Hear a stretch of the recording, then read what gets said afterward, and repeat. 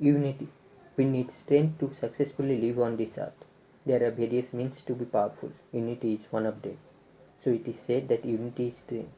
Sometimes we are not strong enough to fight our deadly enemies. But if we be united, our combined efforts will knock them down. There is a saying, united we stand, divided we fall.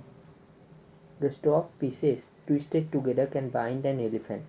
We can break individual sticks easily, but we cannot break all sticks bound together.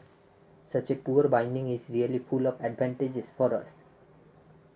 So we should realize the value of unity. The spirit of unity is nowadays manifested in different forms. We find trade union congress, we find teachers federation, we find mill owners association, we find NATO and CATO. These are all different expressions of unity. Hence, unity is strong and powerful. If we be united, we will be very strong and powerful.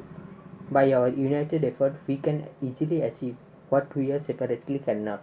But unity has certain vices. Unity should be made and maintained for good purposes and for defense against oppression and injustice. Unity for making mischief, for thieving or robbery, or for smuggling, hoarding, and profiteering is really bad. This may be called the miscarriage of unity. However, our country, India, needs unity in different fields for development work. We want unity among blacksmiths, among braziers, among weavers, and among all classes of artisans.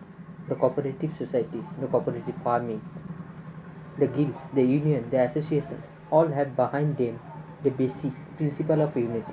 India is a country of multifarious languages, religious communities, and sects.